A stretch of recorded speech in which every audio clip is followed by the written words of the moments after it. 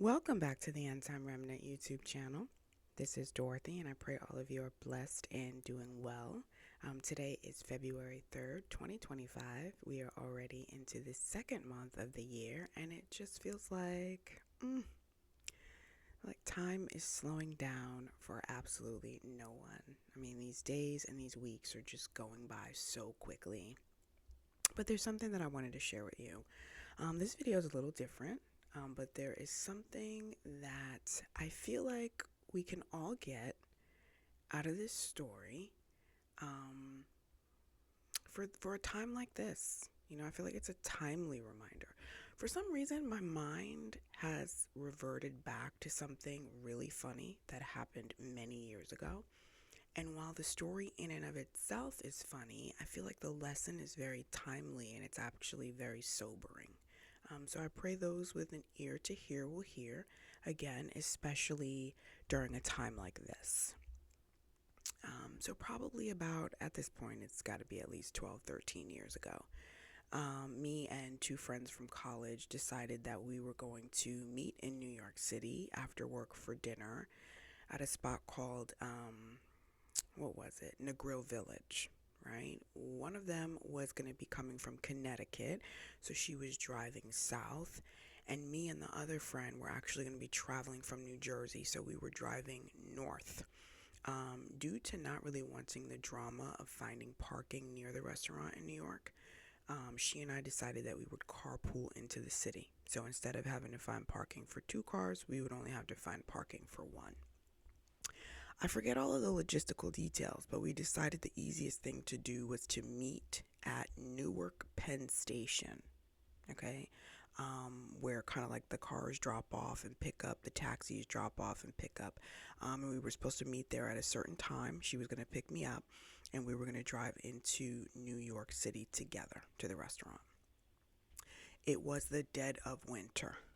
Okay, and all I remember most about that night was how incredibly cold it was. Okay, so I got to Newark Penn Station and I went to stand out front to wait for her. I was completely bundled up, right? I knew it was going to be a cold night. My head was covered. I had a hat on. I had a thick scarf. I had gloves. I had a huge coat. Like I was definitely dressed for the weather. Okay, but the cold was so bitter that even though I was layered up, I was still freezing out there. Okay, so 5 minutes turned to 10 minutes, 10 minutes turned to 20 minutes.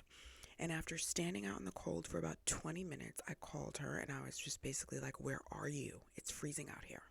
Okay, she told me that she was just a few minutes away and should be there soon.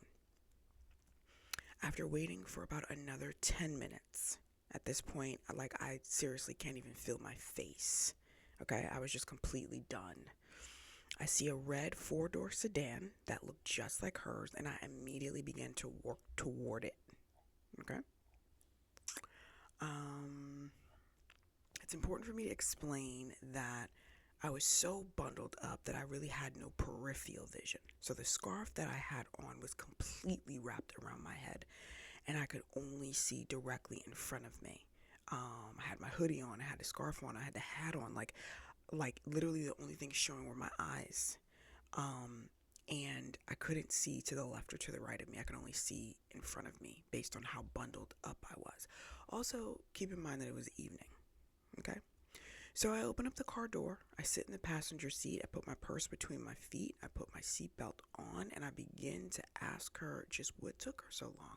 I'm like, "Girl, I was out there freezing. Like, what took you so long, yo?" This was all happening quite quickly. Okay. All of a sudden, I hear a deep voice. So think along the lines of Barry White. Okay. And he says, I'm going to try to do his voice. He says, "You know you in the wrong car, right?" Yo. I turned to the left to see that the driver of this car was absolutely not my friend.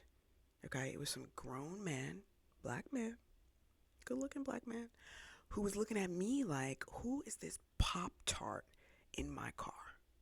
Okay, I immediately began to apologize, and he said to me, "Can you please tell my wife to come on? She's the one bent down looking up in here." Yo, I could not stop laughing. Okay, like the levels of complete madness that was going on, I just could not get my life together. I could not stop laughing. So I get out of the car and I immediately walk up to the wife, who was only a couple of feet away from the car, because, child, she wanted to know who in the complete heck had just got up in the car with her man. Okay. And I began to tell her that I made a huge mistake, and I hopped up in the car because I thought it was my friend from college and they have the exact same car and I've been waiting for so long and I'm so very sorry. His lovely wife laughed and she said it was okay. And then she said to me, yeah, because I was wondering just who walked right past me and got up into my husband's car, honey. She was an older lady and he was an older man.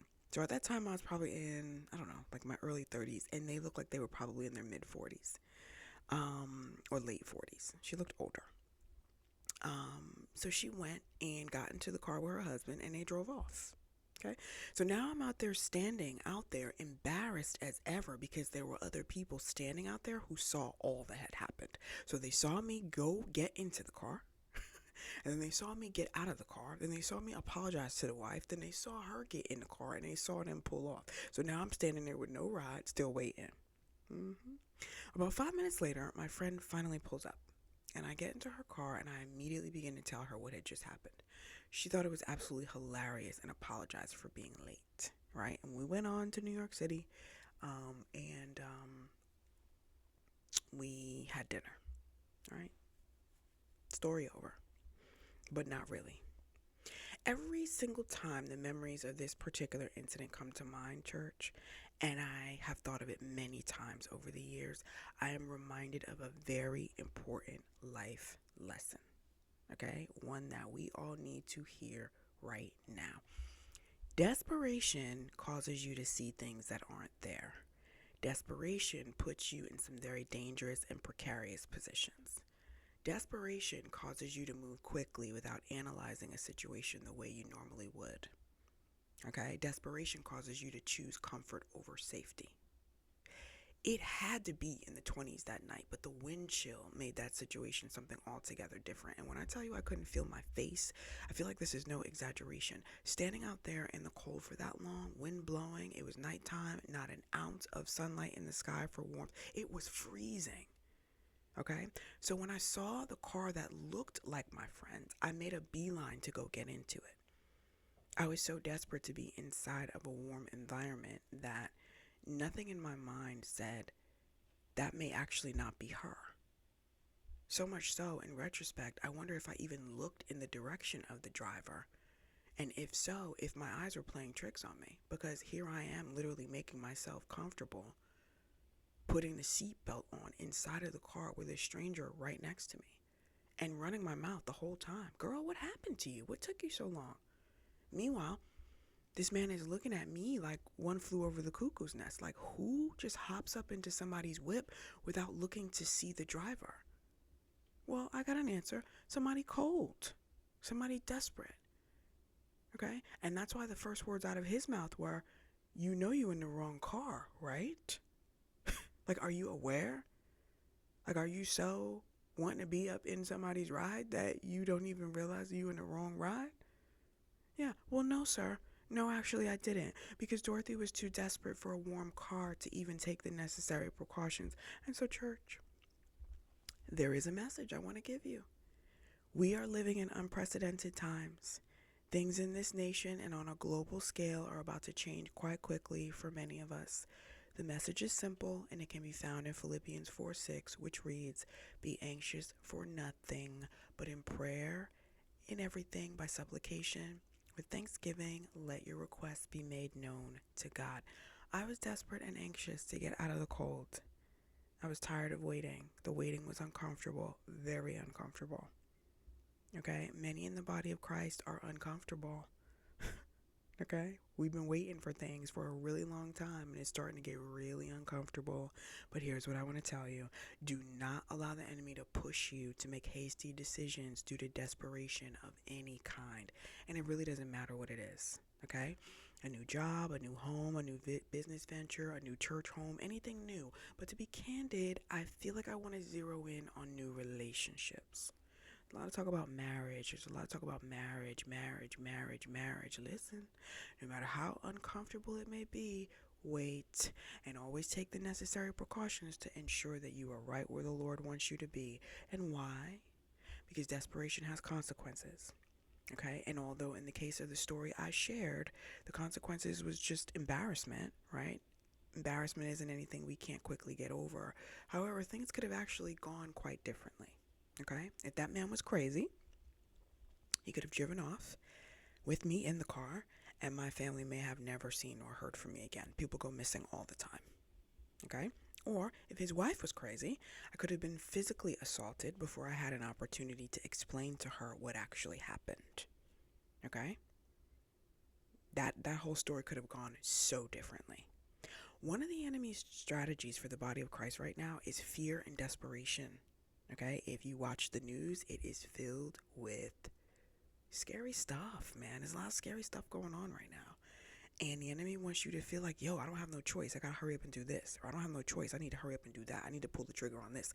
I need to pull the trigger on that. I gotta hurry up. I gotta hurry. Like, rush you. You know what I mean? Make you feel like if you don't do it now, it ain't never gonna happen. If it don't happen now, it ain't never gonna happen. Listen, the devil is a liar and the truth ain't in him. Okay? And this specific strategy is being unleashed, especially on those who have been waiting on something very specific from the Lord for a very long time. My word to you is this: plant your feet and wait. Okay? It may be uncomfortable, but wait. And even when the car finally pulls up, okay, you do whatever necessary to ensure that the ride you are getting into is the ride you're supposed to be getting into. Okay? Hopefully you understand what I'm saying. Desperation will cost you. And so the message is, be anxious for nothing. So that's all I have for you on this video. And God willing, I'll see you next time.